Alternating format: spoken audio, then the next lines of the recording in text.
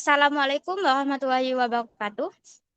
Kami dari kelompok 6 akan menjelaskan rangkaian pisau, yaitu rangkaian paralel in dan serial out. Sebelumnya, perkenalkan nama saya Anissa Sutigaluh Wasida dengan NIM akhir 2062. Perkenalkan, nama saya Raihan Noval Kolbi dengan NIM akhir 2065. Perkenalkan, saya Hilma Alifatur Rafida dengan NIM akhir 2066. Saya Fatimah Zahra dengan NIM akhir 2009. Baik, selanjutnya izinkan kami untuk mempresentasikan hasil diskusi kami, yaitu yang pertama, definisi dari rangkaian pisau itu sendiri. Jadi, rangkaian pisau adalah jenis rangkaian penggeser atau shift register yang memungkinkan data yang dimasukkan secara paralel dikeluarkan secara serial. Jadi rangkaian ini memiliki beberapa komponen utama. Yang pertama adalah flip-flop. Biasanya digunakan dalam bentuk flip-flop D atau JK, tergantung pada jenis rangkaian. Lalu yang kedua adalah clock atau pulsa sebagai sinyal yang menggerakkan pergeseran data dalam rangkaian.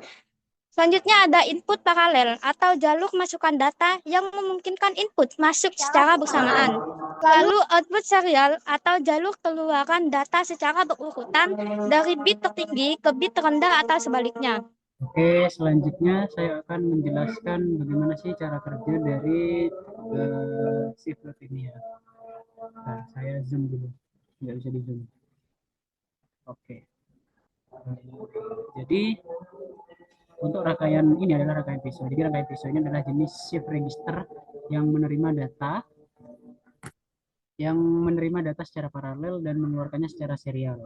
Nah, shift register ini memungkinkan data untuk dimasukkan sekaligus atau paralel melalui beberapa input, dan kemudian data ini dapat dikeluarkan satu persatu melalui satu output. Jadi dimasukkan oleh beberapa input, nanti dikeluarkannya juga satu persatu melalui satu output. Nah, rangkaian ini biasanya terdiri dari yang pertama itu sinyal kontrol atau shift load ya, ini yang mana ini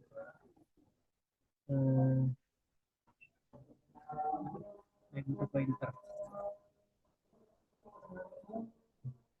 Kelihatan maksudnya teman-teman? Kelihatan.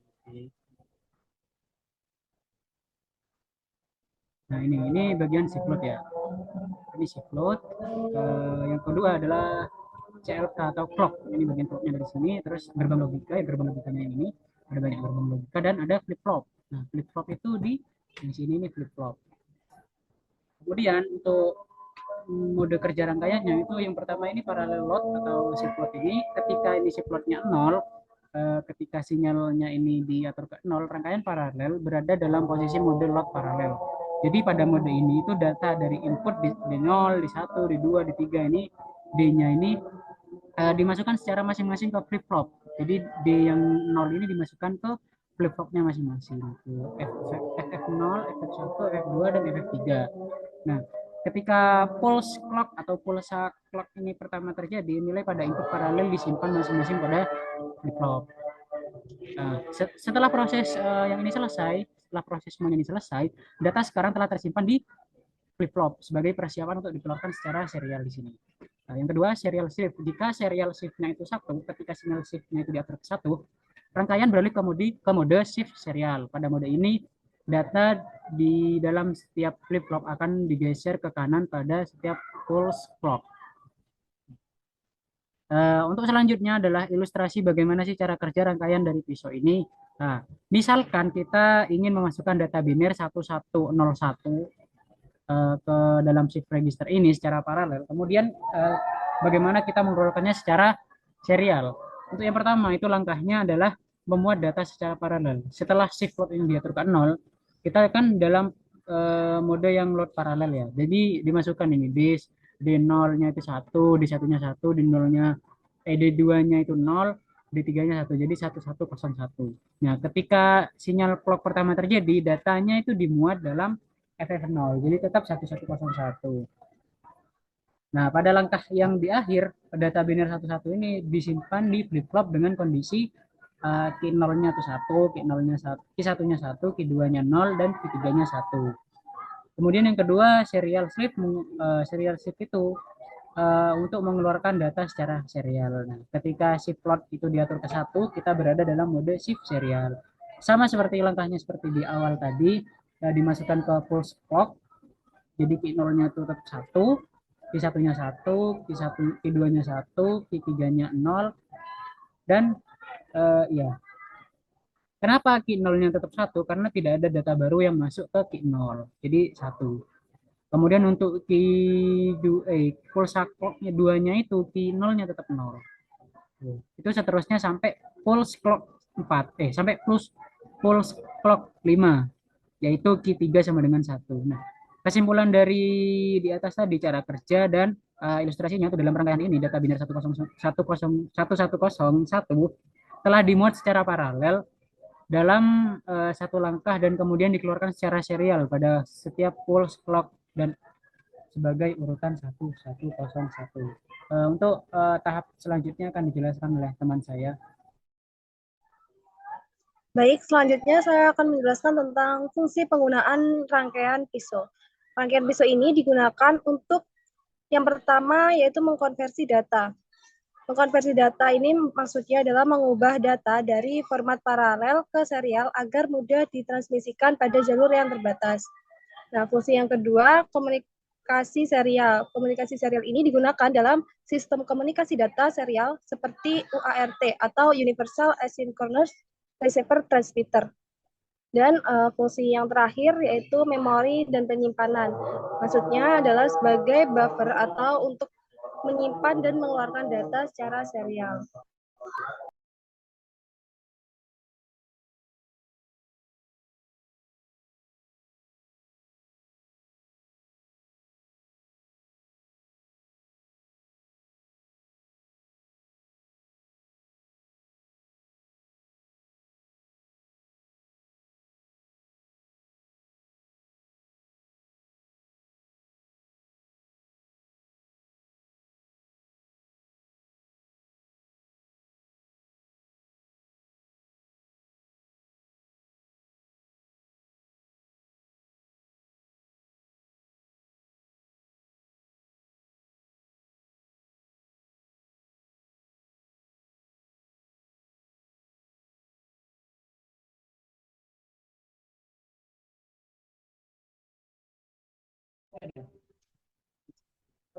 Nah, selanjutnya di sini ada contoh rangkaian di mana kami sudah menyediakan soal dan jawabannya.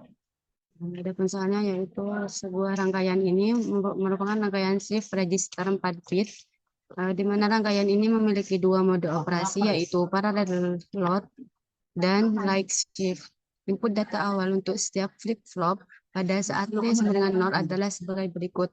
Bit awal pada flip-flop pertama atau D1 itu 1. Bit awal pada flip-flop kedua, D2 itu 0. Bit awal pada flip-flop ketiga, D3 itu 1.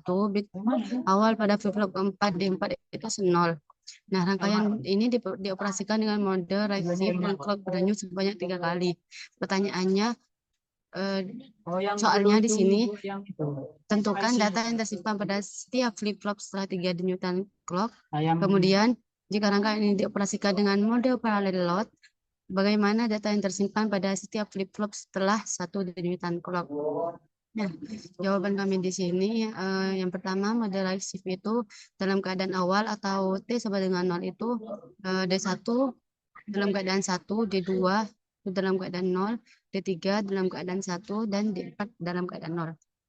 Nah, sedangkan di denyut clock pertama, D1, nah D4 ini menerima data dari D3, yaitu menghasilkan output 1, terus kemudian D3 menerima data dari D2 menghasilkan 0, D2 menerima data dari D1 menghasilkan 1. Nah, di sini D1 diisi dengan 0 karena shift ke kanan dan bit baru dari kiri diisi dengan 0. Sehingga kondisi setelah clock pertama itu D1 itu 0, D2 1, D3 0, dan D4 itu 1. Dan begitu seterusnya. Nah, jadi setelah 3 denyutan clock dalam mode write shift itu, data pada setiap flip-flop adalah D1 itu 0, D2 0, D3 0, dan D4 1. Kemudian jawaban dari soal kedua tadi Itu pada mode parallel load, data di setiap flip-flop akan diisi sesuai dengan nilai input awal secara serentak hanya dalam satu denyutan clock. Oleh karena itu, setelah satu denyutan clock pada mode parallel load, data pada setiap flip-flop akan sama dengan data awal, yaitu D1 sama dengan 1, D2 0, D3 1, dan D4 0. Nah, kesimpulan yang dapat kesimpulannya yaitu mode reaktif ini setelah 3 denyut clock hasilnya itu D1 0, D2 0, D3 0, dan D4 1. Sedangkan mode parallel load setelah 1 denyut clock itu D1 1, D2 0, D3 1, dan D4 0. Mungkin sekian penjelasan dari saya. Baik, sekian dari kelompok kami. Apabila ada salah kata, kami mohon maaf. Terima kasih. Wassalamualaikum warahmatullahi wabarakatuh. Waalaikumsalam warahmatullahi wabarakatuh. Terima kasih Galuh. Bye-bye.